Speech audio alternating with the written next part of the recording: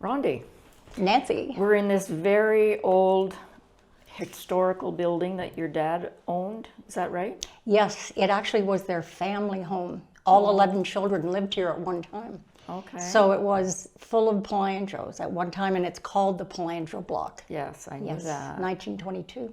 Wow. All of your relatives lived here? That's right. Okay. And the last person to live here was Angela, quite a gal in North Bay. I think she Yes. pierced everybody's ears. Known to mankind, she was just busy. including my daughter Sherry, who fainted on the kitchen floor because she can't stand the sight of blood or anybody picking her ears. But anyway, that was a long time ago. Right. And she was an interesting person for sure. She certainly was. I remember her going to all of the city hall functions that were in the She'd be there. hall. That's right. So we don't know each other as well as I'd like to, but I do know of you, and I do remember the first time we met. I think we were going to a school concert gosh. or something. Anyway, it's nice to see you in this beautiful studio with all of thank your you, Nancy. artwork around you and your jewelry, and we want to talk about that. But I'd like to first start with the history of you growing up in a well-known family, Right. and you went to school where? I went to public school, started off at St. Hubert's. Then St. Alex was built just down the street on Bloom Right. Street. Down I went from grade 6 to grade 8. Okay. Yeah. From that I went to the girls' college for 1 year. Then off to Chippewa because it was much more art orientated than the Okay. girls' college. Okay. So that's where I found myself and graduated from Chippewa. Good. Yeah. And you were how old when you graduated? 18. 18. 18. And then what did you do? Well, no vision of university or carrying on my education. It simply was fashion. I wanted to be a fashion model and knew I couldn't do it in North Bay, although I had done every kind of fashion show we had here, growing up and things like that. Anything that was put on, I was number one, let me do it. Oh, and Not shy at all. Not at all. And then I went to Toronto at 18, and that was it. I was fortunate, Nancy, because it happened quickly for me. And I must say it was just every door opened at the right time, and I was there, and they liked what they saw. Excellent. Yeah, I went runway, I went print, you name it. I modeled right across Europe, as well as Canada and the United States. This is just when you were 18. Well, 18 up to, about 22. Yeah, a lot gets packed into years when you're young. Yeah. And I did do a bit of modeling after I was married. Not a lot, 'cause I had a busy life in a different channel, but yeah. And what about Guys and Dolls? When did that happen? I'm curious because I bought the best dress I ever owned at Guys and Dolls. That's always said. Oh, It was goodness. stunning, and I can see it still in my mind. Thank you. I mean, I didn't design it, I'm sure, but yes, we had some great clothing. That behind the purple door, Guys and Dolls, as the Nugget wrote, 1966 is when it opened, April the 25th, I believe. Okay. 4 o'clock in the afternoon, silly time to open, a lot of people thought, and it wasn't. It was just different, and everybody in town came. They were there till probably 11 at night. Wow. Couldn't stop them. At any rate, I was coming back to North Bay, obviously, to see my parents, and every time I'd come, the young people, anybody would say, oh, if we could only have clothes like that. The clothes, the jewelry, the. So I said, there's something to be said about people needing and wanting, and I can do it. Right? I went to my father and I said, Dad, I'd like to borrow a little money here. And he said, Rhondi, I've been behind you in a lot of things, but a boutique? I don't know. He didn't even know what a boutique was, I don't think. Can I just stop you for a Certainly. second? Your dad, excuse me, your dad was a well-known person in North Bay. Yes, Mr. Pete. Pete Palangio, right? That's right. Okay, so carry on. And he was a very spiffy dresser too, so clothes were very important to him as well. But he didn't, he said, Rhondi, if you think it's going to be something that'll work and the people need it, go ahead. Anyway, that's what he did. I took my money from modeling and Dad's bit of money and put it together, and I was lucky because I had some friends that were English and owned many boutiques in Toronto. Climax Boutique and different very popular situations, and so they helped me put it together, I must say. Okay. And yeah, it was a go-getter. It was a busy time, and I was still working in Toronto, back and forth. The store opened, and it didn't stop. Right. It didn't stop, and a well-received store. It was so different. Yes. And everything that anybody would ever want was in that store at that time. Tell people where it was. I know where it was because I bought that dress there. Right. 323 Algonquin Avenue. It's a little straight, kind of Edwardian looking building. It stands out by itself. Chichaw's Was right beside it. right beside it. And it was also across the street from Torbay Restaurant where my So grandmother true. owned. So it was. Yeah. So it was. Yeah. Yeah, when I was thinking of doing the boutique, I thought, where will I put this? I didn't want to be on Main Street. I wanted to be a little off the beaten track, and that building just was sitting there, and I knew that was it. Yeah. Had an upstairs and a ground floor.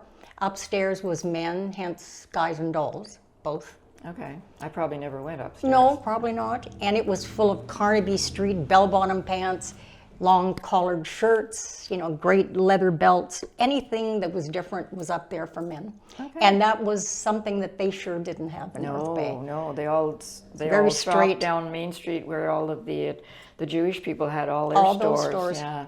Okay. That's right. Yeah, so How that long did was that last? well, for me, it was 66 until 1970. Oh, okay. Yeah, a good little 4 run. years. 4 years. But I knew that it had a great longevity, this type of store, and plus many ideas to bring more clothing, more ideas to come into that store. But I happened to fall in love, got married, and ended up living in the Bahamas. Okay. So I'm a firm believer you can't run a business from distance. It just No. can't be done. Not the way I'd want to do it. And my cousin Donna DeMarco hadn't started her modeling career yet. And I said, Donna, I'm passing this off to you, and you don't have to do anything. Just open the door and go in. It's all done. Just order from the people I order from, and you can't go wrong. Excellent. So she took a big breath, and away she went. Yeah. And then it sort of fell into the hands of Rosemarie when Rosemarie was on Main Street with Yeah. that shop. Yeah. Another great lady shop. Yes, yes. Very, very stylish, but a little more conservative. Mine was a boutique. Right. Then Donna took it a little less of a boutique. A little more mainstream. Yes, mainstream. I think it was whatever our personalities were at the time. That's what the stores, portrayed. Right. Right. So you went to the Bahamas I did. and did what? Sadie, married lady, that's me. That's it. I was married and I had... Tell me how you ended up getting married to Giancarlo. Right. Well, I was in the Bahamas probably 2 months prior to re-meeting Giancarlo in the Bahamas doing a film. The night before we left, we all went to the casino to just see what it was all about, and there he was. And I must say, I was taken aback. Fantastic looking man, but he had a presence and just something that grabbed me. But I was leaving, and so that was that. On my 21st birthday, Guys and Dolls needed more clothes, and I thought, I don't want to spend my 21st birthday alone in Montreal, but I have to do it. Got on the plane. And who was on the plane?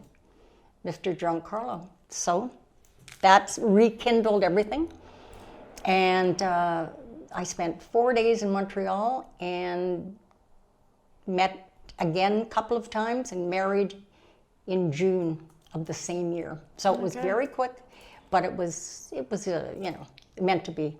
Right. I have one daughter, Alessandra, and a granddaughter, Harper. Right. From my that marriage. That's great. Yeah.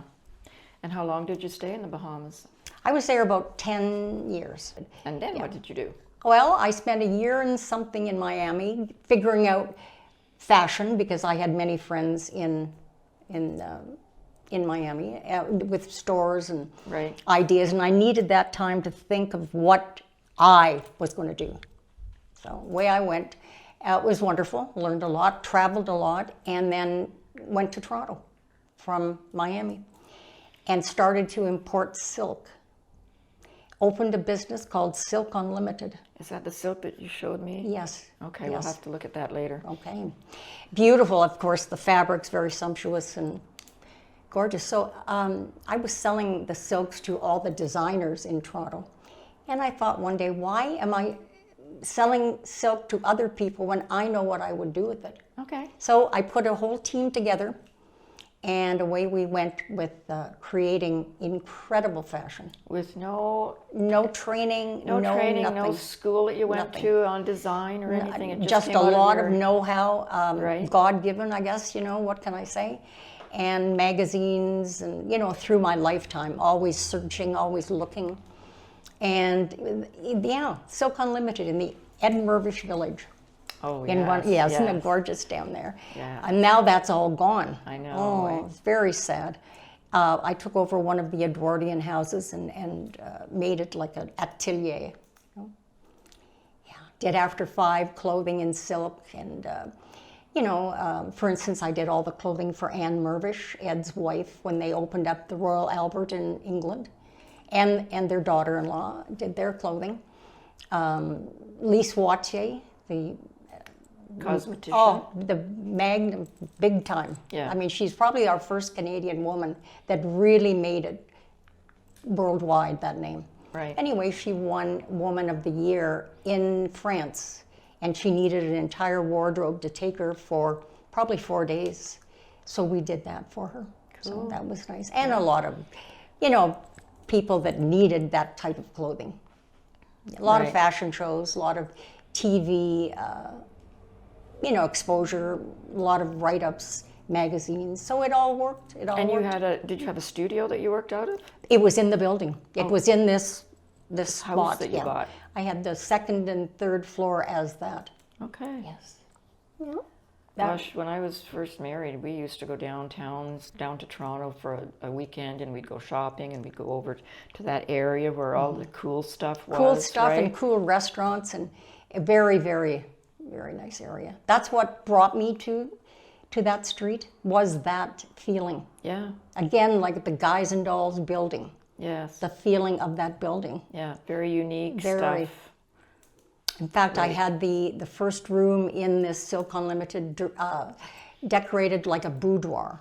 Okay. Big chandeliers and, very palatial, but warm. Right. Yeah. Right. Yeah. And that was 82, I opened that store. Were you still coming back and forth to North Bay to visit your mom and Oh, dad? yes. That was always part of my life. Oh, yes. You're very close to them. Very close. Good. My mom was my best friend, and I don't think I have to tell anybody in North Bay how I felt about my father. He was my man. Yeah.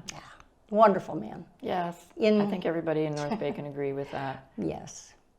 Was this building attached to the Deluxe Bus Company? Well, it wasn't attached. It was, how shall I say, they were here. It was in this area, this building. Right. Right next door to our right was almost like a garage. Okay. Yeah, a garage. Because the Deluxe Bus Company was the only bus that went down to Ferris. Was it? And of course, when I lived in Ferris all my youth, and I had to take the bus to come to school, both at Tweedsmuir and when I went to NBCI and BS. So I knew the bus drivers that worked for the Deluxe Bus lines. Okay. I wrote about that in one of my previous stories in the magazine. That was interesting. Yeah. Yeah, that was my Uncle John Palangio. Right. John, and then that all passed down to his sons, Right. all the buses, and then they sold that to Stork. Okay. So Many years of buses in North Bay, and Uncle Johnny had the first taxi Okay. in North Bay. Was that Deluxe Taxi? Deluxe Taxi. Okay. So coincidentally, the building that I live in now, and I've lived there for 23 years, Great was built building. by a Palangio. John Palangio. There you go. That's right. That was the first building in North Bay that had underground parking and an elevator. Yes. And wow, that was I like know. Believe me, in January and February, that underground parking lot Everybody- is a blessing.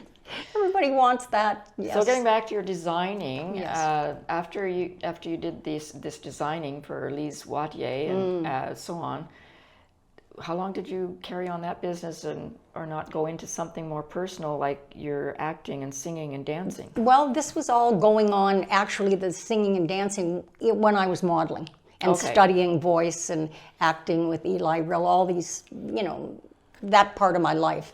And TV commercials, print, you name it. That was all done. When I think of what I crammed in 4 or 5 years, it was wild. Yeah. But I guess when you want something, you know how to do it, and you do it.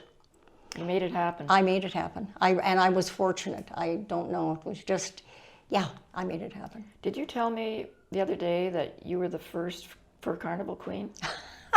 Yes, the first carnival queen, 1965, and I was going to bring you a picture, which I can still show you. Yes, all of 16. Wow. This was before I went away, and Mr. Hewitt was the mayor. So that would be 1964? I guess 64, 65, wouldn't it? Okay, yeah. Well, Well, you know more than I do about the years. I went back home the other day, and I thought, you're around the same age as my brother who went to Chippewa, who was also a friend of Gord and Sheldon Cannigizer. He played hockey with them. His name was Tim Farrow. Oh, yes. I know that name. Do you? Yes. Anyway, that's aside off of our conversation. Yes. But that's when it was then. Yeah. And I won a sheared beaver white fur coat. That was my prize. I can just see you in that. From Northland Furs, oh yes. And we did a huge fashion show at Memorial Gardens, modeling all these furs, which again tied in nicely with the fur carnival. Right. Yeah, right. It did. And this carried on with many gals. Wish I could remember some of their names. I think for probably 5 or maybe 8 years after, they always had a queen. Yeah, Big parade. I think Barb Minogue, I can't remember her maiden name, but I think she was a carnival queen once. Could be. Yes. Could be. She was, Did your dad buy you a nice car when you were a youngster? The car? Yes, he certainly did. And it was a total surprise to me. I was 16.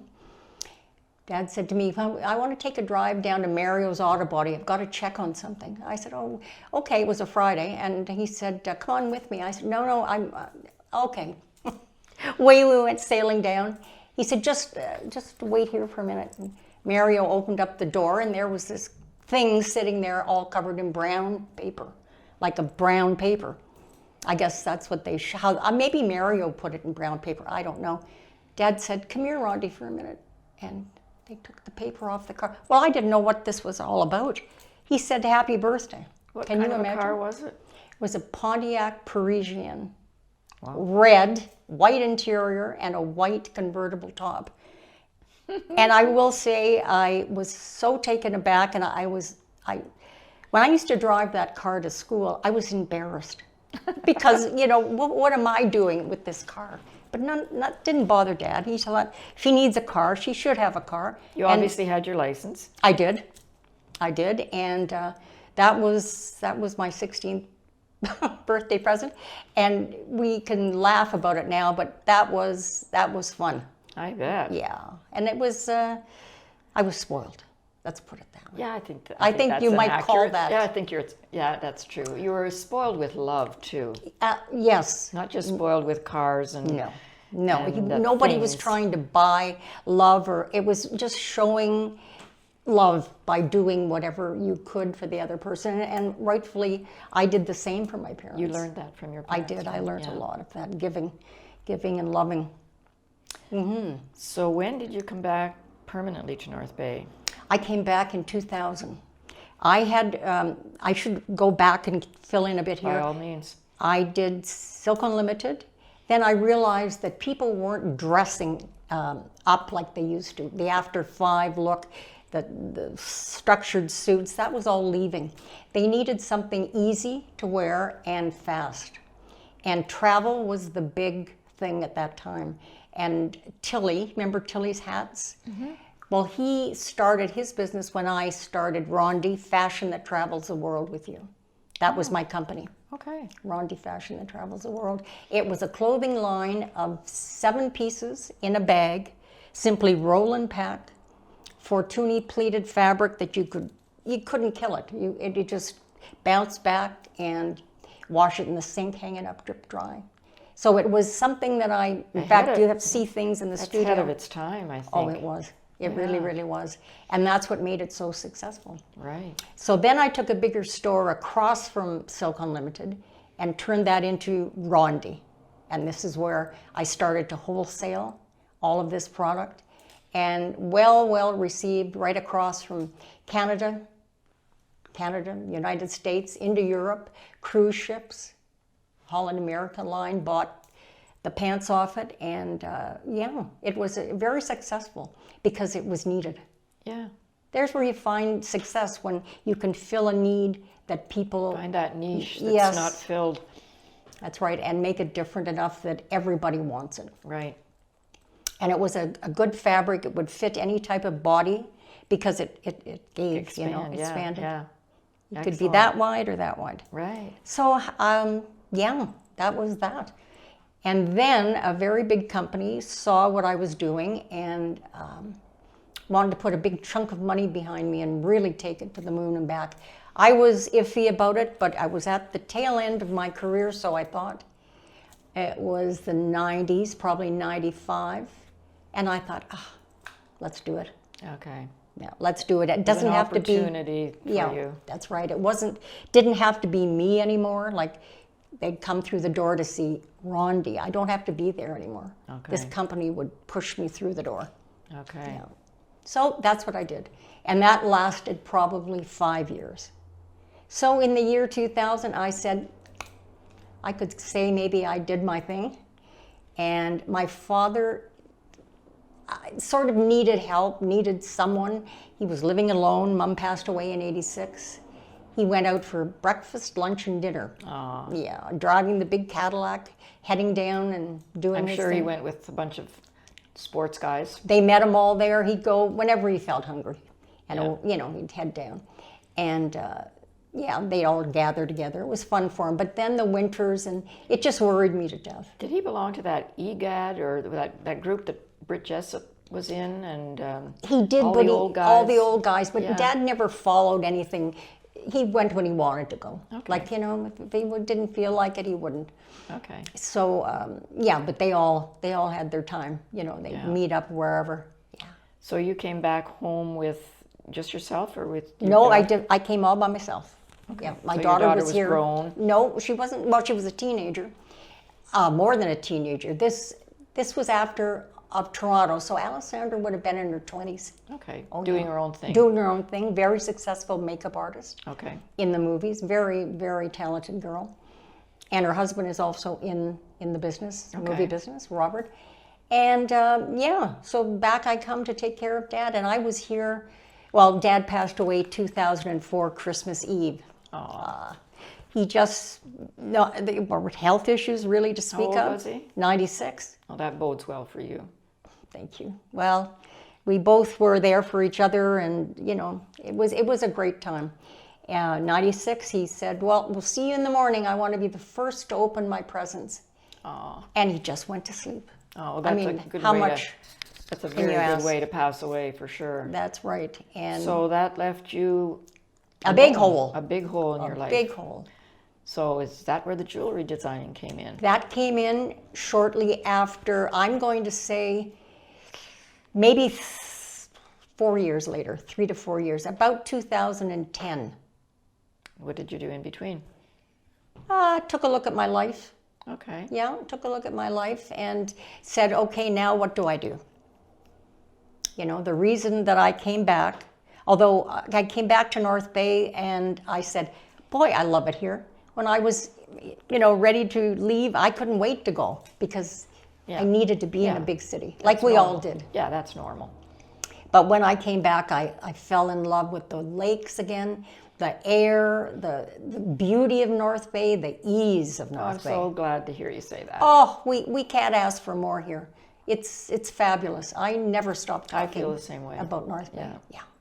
And a lot of people do come back to North Bay. Yes. They don't just say that's it. And that's happened since COVID as well. That's People coming back to buy houses that they couldn't afford in GTA, right? That is very true. But to be able to get in my car and drive down to that lake and sit there any time of the day or night I want, it's like not 5 minutes. Yeah. Like how lucky are we? Exactly. Anyway, that's So something sparked the design of jewelry.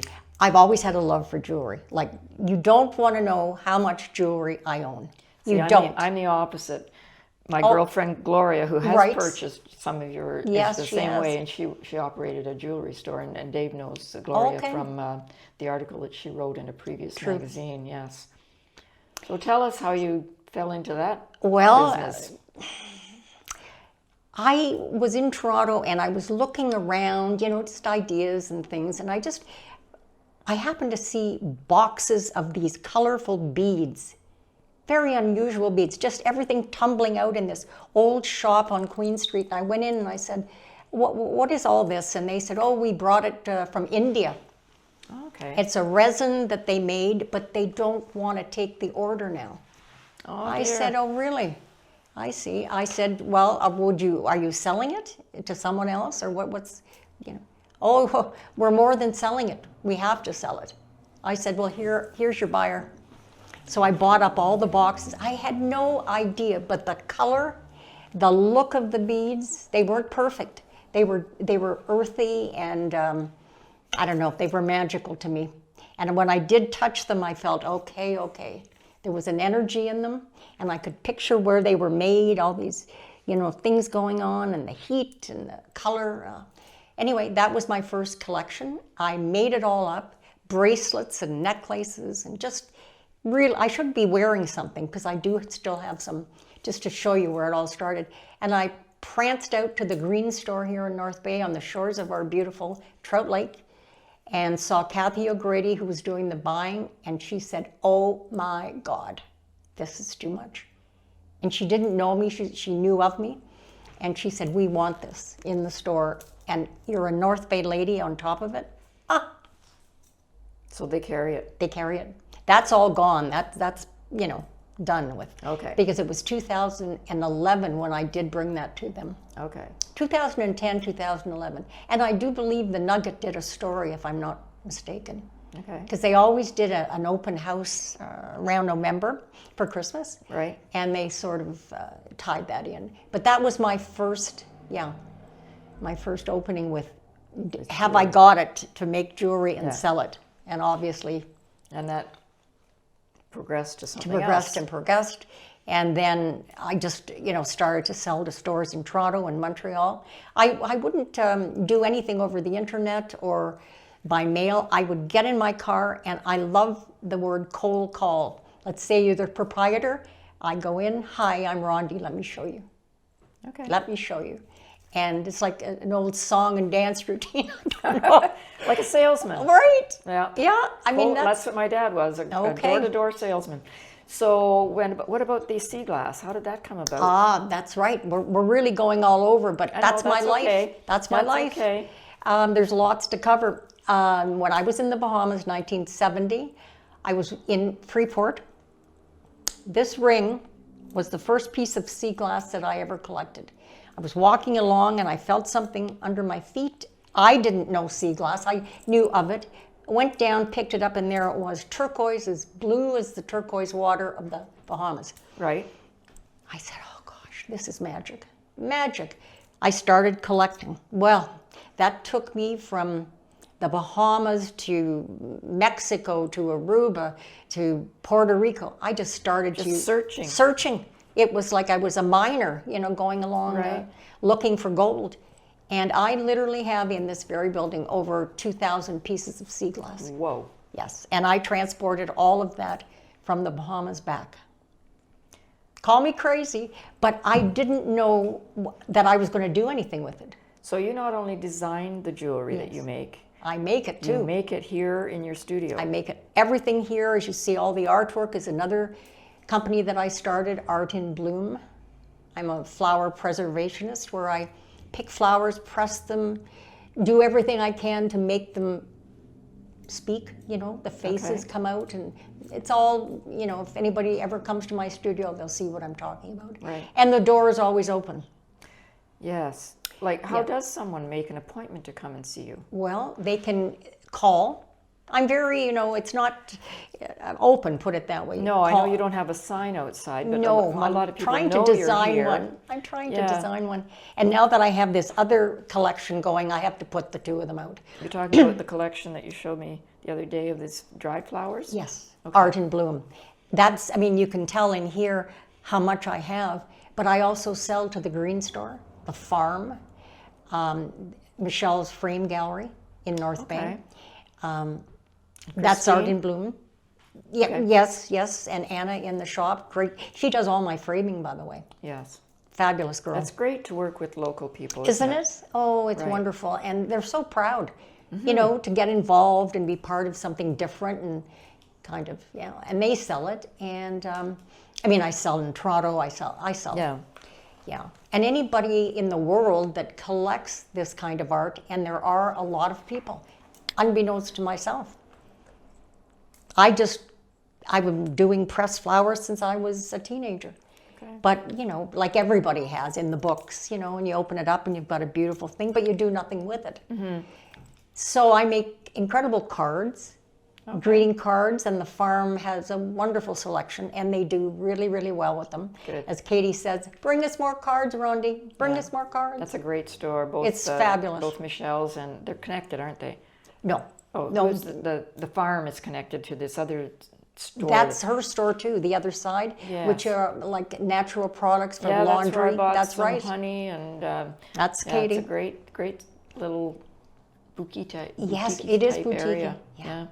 No, she did well. She did well to do that. What am I saying? Oh yes, the door is always open. I also do custom work. Okay. Somebody can bring me their own flowers, like a bouquet like this, and I'll take each flower and dry it and press it. Let's say that's a commemorative bouquet for someone, Okay. and I will design and make a beautiful piece for them.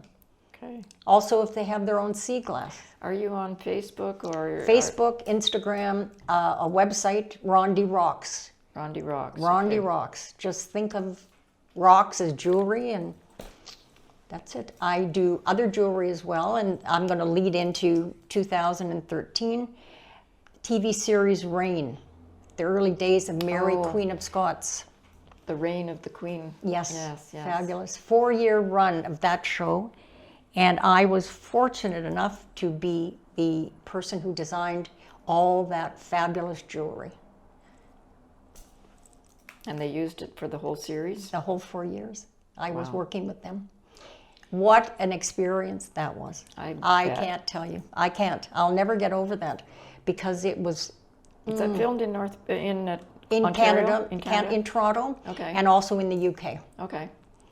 And we had like Megan Fellows, a Canadian actor, yes, and yes. people from Australia in it, people from England, but just a cast to die for. Costumes, I can't even describe the fabrics. I love period shows. That's my jam. That's right, and there's part of, I know the people seeing this video can't see it, but that's part of my collections that went to Reign.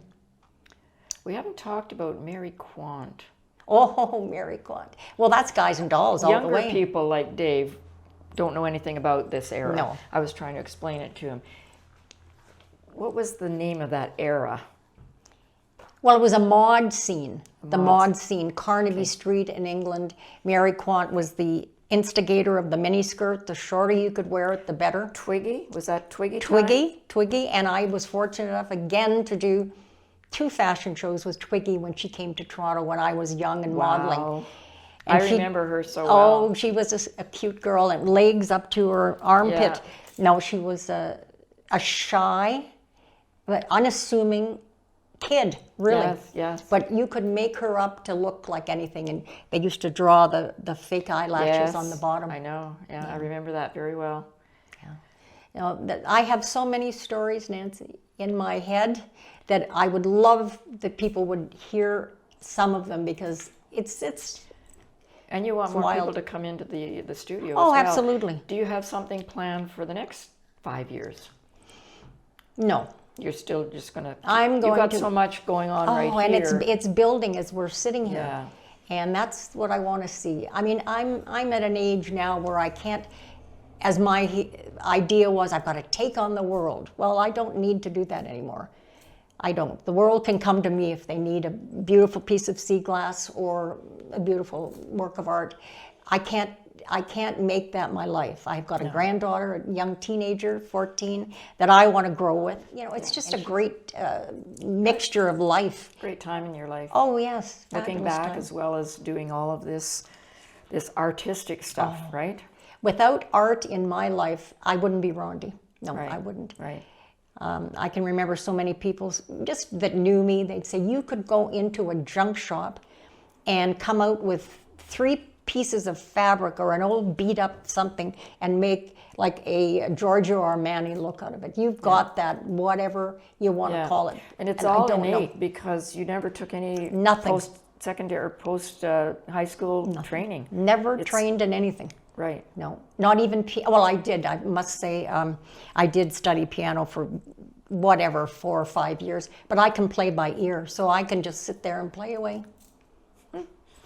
I have no answers for you, Nancy. Okay. I can guess I got a hat and I'm pulling different things out of it. Okay, before we close, is there anything else you want to talk about that we haven't covered yet? I'm looking at a picture over there where you're on a stage. Oh, yes, yes. What was that all about? That was the closing night of Gigi. I got the starring role of that in Nassau. They have, it was called the Dundas Center of Performing Arts. And in Nassau. I was astounded by the talent, all English, you see. Yes, These English actors Yes. lived in Nassau. And they used to put out calls. And I just didn't, because I have all the training for that from my days in Toronto and studying with my modeling. And I thought, I'm going to go and try out. I got the part. Then the boyfriend, I played Hortense, and it just went on and on. So that, cool. it was cool. It was another part of my life. And that actually was closing night, and yeah. You've never thought about writing a biography? I've had many people ask me, let me write about you, and I'm not just saying that. I even have a lady here in North Bay who's interested in doing that. The trouble is pinning me down long enough with all that I'm doing to... You're still too busy doing your active designing and I don't know how I could, and I don't want to be, half dead, let's put it that way, and can't think of everything that should be in the book. Yeah. But no, I think there has to be an opening for me to do something like that. Well, you've got lots of time yet. You're still. I'm motoring. Yes, you are. Yes, I'm not There's chugging. no end in sight. Do you have any questions, Dave?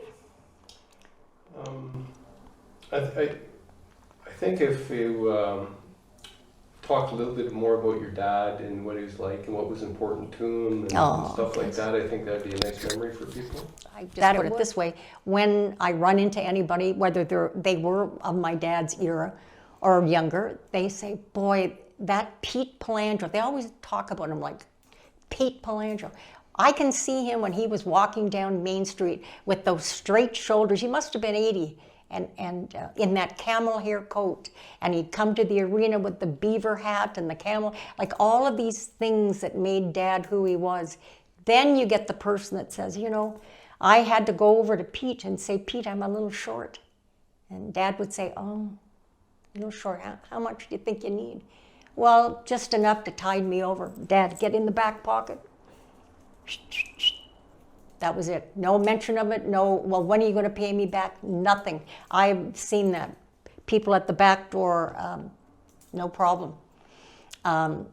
What he did at Christmas for people, it'd take a whole show to talk about that. Never-ending man of generosity. I could even tear up here. And what he did for hockey in North Bay, there's never been a man like him. Like, he used to say, we'd be millionaires, joking to my mom, if I didn't have this love of hockey. And she would say, "Pete, oh yes, I understand." Did he have the Trappers hockey team? Yes. Larry, my husband, Larry yes. played for him. Absolutely did. Yeah. And then he had the Palangio Blackhawks, 48, kind of around when I was born, and they went right to the finals. I can't think of what it was. He almost brought that cup back. And you know, it wasn't that he wanted to win, like a Pete Palangio's team won. He wanted to bring that back to North Bay. He wanted that for North Bay. What team did he play for when he was active in hockey? He turned pro with the Montreal Canadiens at about 18. Whoa. Yeah. Then he went from Montreal to Chicago, won a Stanley Cup in 37-38. Ended up in St. Louis. They weren't an NHL team. They were just on the verge of it. So he played for Montreal, Chicago, and Detroit. Detroit Cougars at the time. Okay. But had great involvement with hockey even when he, left the professional end of things. St. Louis wanted him to come and be the general manager, playing coach of St. Louis. And Dad said, no, he said, I don't want to uproot my family. I've done enough in hockey. Yeah. Then he turned around and gave hockey to North Bay in a very big way. Yeah. Because, it takes time and money. Never mind whatever else. You've got to back a team. And Dad always wanted to do that for the crowd. Didn't he? Wasn't he called Mr. Hockey in North Bay? He was. Yeah. And I will, Dave, you wanted to hear us leaving with a great sort of a hats off to Dad when he went to Montreal, and I was with him, to close the forum, Montreal Forum, and open up the new one. That is something I will never forget. He was probably 90, 89 or 90. We drove down and he was treated like a king. Like Dad said, well, that's so long ago when I was playing. What are they remembering me here for? But he just couldn't believe it. He was humble. Humble man, very much so. Henri Richard, Jean Beliveau, all Pete, and loving him up, and they couldn't do enough for him. In fact, they used to come to North Bay to see him, to have lunch. I remember cooking for all these guys an Italian lunch because they drove in. To the house? To the house from Montreal. Just want to see Pete. Got to see Pete. There was nice some memory. Wisdom of that man. Yeah, what a nice memory that is for you. But anyway, back to the Montreal Forum. It was time to get on with the show. And all of a sudden I'm looking and I'm seeing, that can't be my father standing at the boards and no cane. And he, had the worst wonky knee you'd ever want. That was one of the reasons I came back. I said, he is not going to walk on that ice with no cane. 1908, Pete Palangio, the first original six player of the NHL. Let's welcome him. And on he comes to the ice with no cane. You must have been scared to death. I was, Nancy. And the roar of the crowd. I mean, it was like a rock star was coming out. Because Montreal, they're the best fans. That brings tears to my eyes. I know. There he was in his Oscar de la Renta suit. And out he comes. I said, that's my boy. That's wonderful. I tell you, the tears were flowing because, wow, I said, that man just doesn't stop. Yeah. He was not coming with a cane. That was it. You wouldn't talk about the cane. He was going to walk out. And he said, if I never walked back, I'm walking out. Good for him. Yes. Wonderful. So we had a fabulous weekend. Mulrooney, you name it, just all over him. And yeah, so good for that. Glad you asked. Dave will thank edit, you, Dave. Dave will edit some of this stuff. But good on that, Dave. Yeah. I would have not even, because we're so into talking here. Talking about all your stuff, but your dad was also like an amazing person, right? He certainly was. And I will say this, I had a very, very hard time when Dad passed. I'm sure you did. For about 2 years. Oh, it was terrible. And it was in a way selfish of me because, the man lived a great life. He did, yeah. But there was such a loss of love and put it that way. I just loved and needed that man as a human being in my life. Well, you're very fortunate. Not everyone has that relationship with their parents. No. And nowadays, I feel sad because it's not there. Yeah. The kids don't want their parents like that. Yeah. Well, no, that's those great. days are gone. I think we've got everything we need, Dave. Hey, Rhondi, tell me about this big poster here. The big poster, right. Well, this was shot probably 1969. Now, my dad received a phone call from Terry Doyle down at McCubbin's Menswear here in North Bay. Pete, get down here right away. Rhondi's in the window. Dad says, in the window? What are you talking about? I've spoken to her last night and she's in Toronto. Can't be in the window. My goodness, Terry. Well, you better get down here, Pete. Down he goes and he realizes I'm in the window, but in a big poster. Warren K. Cook, a very large menswear company out of Canada and the States, took me to New York, and we shot for at least a day. The gentleman in the picture was a James Bond lookalike, so that was the era of James Bond, and he was in the Warren K. Cook clothing, and it made for quite a good-looking poster, and there it was in the window of McCubbin's. Not me personally, but the poster. Right on.